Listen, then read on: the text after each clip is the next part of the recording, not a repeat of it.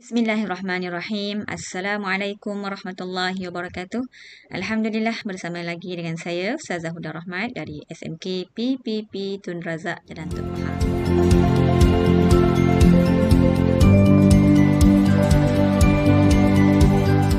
Untuk perkongsian pada kali ini, kita akan menyambung tajuk Haji dan Umrah untuk siri yang kedua. Sebagaimana yang anak-anak sedia maklum, tajuk Haji dan Umrah ini adalah dalam pelajaran yang ke-13 untuk para pelajar tingkatan 4. Jom sama Ustazah. Baiklah, sebagaimana biasa, kita akan lihat dahulu apakah standard pembelajaran untuk tajuk kita pada kali ini. Bagi standard pembelajaran yang pertama dan kedua, kita telah selesaikan dalam video untuk siri yang pertama. Jadi untuk seterusnya, kita akan lihat standard yang ketiga, iaitu menjelaskan perbandingan haji dan umrah. Kemudian yang keempat, dapat menerangkan kaifiat ataupun cara pelaksanaan haji tamattu'. Dan yang kelima, dapat merumuskan hikmah ibadah haji dan umrah. Baiklah, kita lihat perbandingan dahulu. Perbandingan ataupun dalam tajuk perbandingan ini, kita akan lihat dua perkara, iaitu berkaitan dengan persamaan dan perbezaan antara ibadah haji dan umrah. Kita pergi kepada persamaan dahulu. Persamaan antara ibadah haji dan umrah adalah dari dua aspek. Aspek yang pertama dari segi perkara wajib, manakala aspek yang kedua dari segi perkara rukun. Apa yang sama dalam ibadah haji dan umrah ada dua perkara, iaitu pertama dari segi larangan ihram. Dalam bab perkara wajib ini, pertama dalam perkara larangan ihram sama ada dalam ibadah haji maupun ibadah umrah, kedua-duanya sama. Dan yang kedua, ibadah haji dan umrah juga mempunyai miqat makani yang sama. Dua-dua perkara ini terkandung dalam perkara wajib. Yang kedua, perbezaan dari segi rukun. Yang pertama, persamaan dari segi rukun. Rukun haji dan umrah kedua-duanya mempunyai kesamaan dari segi yang pertama, tawaf ifadah, yang kedua, sa'i, dan yang ketiga, bercukur. Ketiga-tiga perkara ini berada dalam ibadah haji dan juga dalam ibadah umrah. Jadi ini semua adalah persamaan antara haji dan umrah. Kita pergi kepada perbezaan. Perbezaan haji dan umrah dapat kita lihat dari tiga aspek. Yang pertama, waktu. Yang kedua, rukun. Dan yang ketiga, perkara wajib. Kita pergi kepada waktu dahulu. Waktu untuk ibadah haji ialah boleh dikerjakan dan hanya dikerjakan pada bulan haji sahaja. Itu untuk ibadah haji. Manakala untuk ibadah umrah pula, bebas ataupun boleh dilakukan pada bila-bila masa sahaja sepanjang tahun. Itu perbezaan yang pertama antara ibadah haji dan umrah dari segi waktu. Perbezaan yang kedua dari segi rukun. Kita lihat apakah beza antara rukun ibadah haji dan rukun umrah. Dalam ibadah haji adanya ibadah wukuf, yang mana merupakan perkara wajib. Bila sebut rukun memang merupakan perkara wajib dan hanya ada pada ibadah haji sahaja. Kerana dalam ibadah umrah tiada wukuf. Itu perbezaan yang kedua. Seterusnya kita lihat perbezaan yang ketiga adalah dari segi perkara wajib. Mari sama-sama kita lihat apakah perkara wajib bagi ibadah haji. Yang pertama, melontar 7 anak batu pada ketiga-tiga jamrah. Kedua, bermalam di Muzdalifah. Ketiga, bermalam di Mina. Keempat, melontar 7 anak batu di Jamrah Kubra. Jadi keempat-empat ini adalah merupakan perkara wajib haji, yang mana kenapa kita kata membezakannya dengan ibadah umrah? Kerana dalam ibadah umrah, tiada melontar 7 anak batu pada ketiga jamrah, tiada bermalam di Muzdalifah, tiada juga bermalam di Mina, dan tiada juga melontar 7 anak batu di Jamrah Kubra. Jadi ibadah-ibadah ini, keempat-empat ibadah ini hanya berada dalam perkara wajib haji sahaja. Jelas membezakan antara haji dan umrah. Baiklah, seterusnya kita nak lihat jenis haji. Okey, 3 jenis haji yang perlu kita tahu. Pertama, haji ifrad. Kedua, haji tamattu'. Dan yang ketiga, haji qiran. Okey, kita dah tahu jenis, kita nak tahu apakah beza antara ketiga-tiga jenis haji ini. Okey, pertama haji ifrad ini, macam mana kita nak faham? Maksudnya ialah mengerjakan haji dahulu, kemudian barulah mengerjakan umrah pada tahun yang sama. Okey, itu haji ifrad.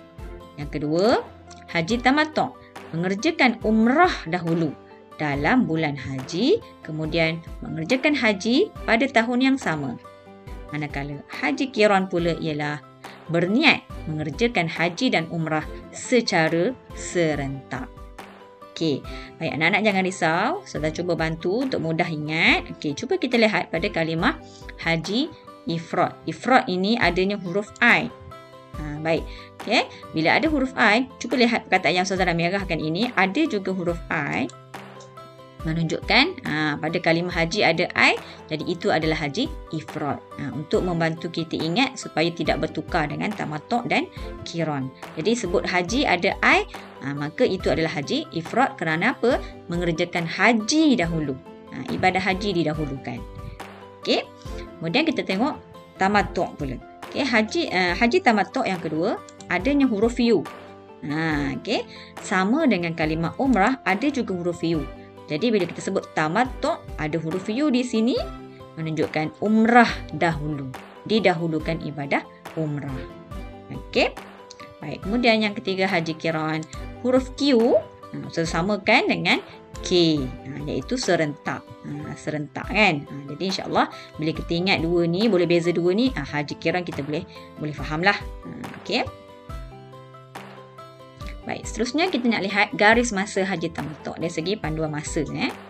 Pertama, 6 Zulhijjah. Okey, apa yang berlaku pada 6 Zulhijjah? Okey, berihram umrah.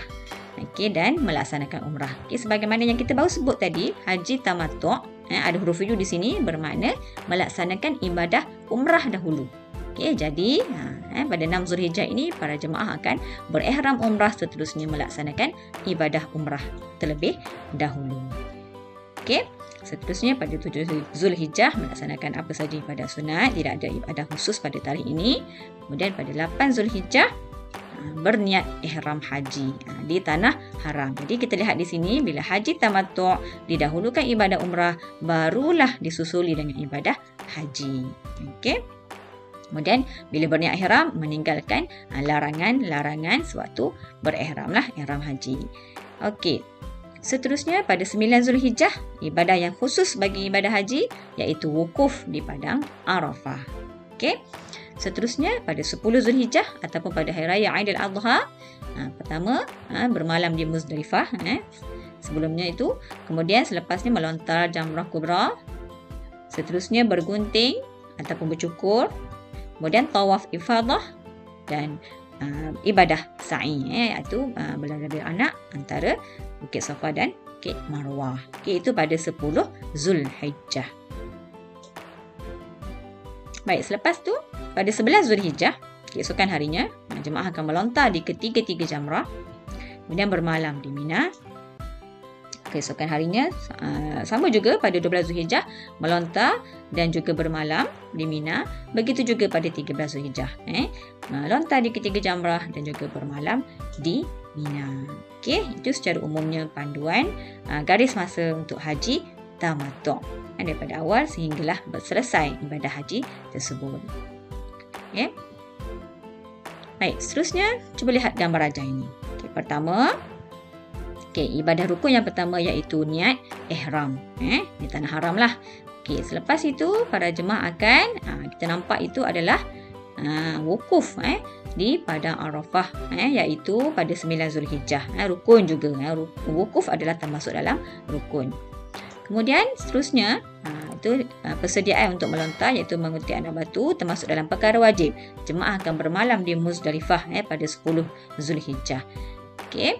Kemudian selepasnya itu ibadah melontar, kita nampak tu termasuk dalam perkara wajib iaitu melontar jamrah dan bermalam di Mina pada 10 sehinggalah 13 Zulhijjah.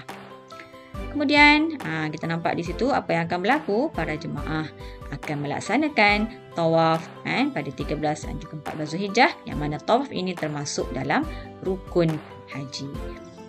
Okey. Kemudian seterusnya kita lihat itu ibadah sa'i antara Bukit Safa dan Bukit Marwah. Ibadah sa'i termasuk dalam rukun, iaitu di Makkah lah, Bukit Safa dan Bukit Marwah. Dan seterusnya para jemaah akan bercukur ataupun bergunting, yang mana itu juga termasuk dalam rukun, dan diakhiri akhir ibadah haji dengan rukun yang terakhir, iaitu tertib. Bermakna semua ibadah tadi mengikut susunan. Jadi itu secara umumlah bagaimana pelaksanaan ibadah haji. Baiklah, kita nak lihat seterusnya apakah hikmah ibadah haji dan umrah yang Allah telah syariatkan kepada kita umat Islam. Pertama, kita lihat dari segi rohani dahulu.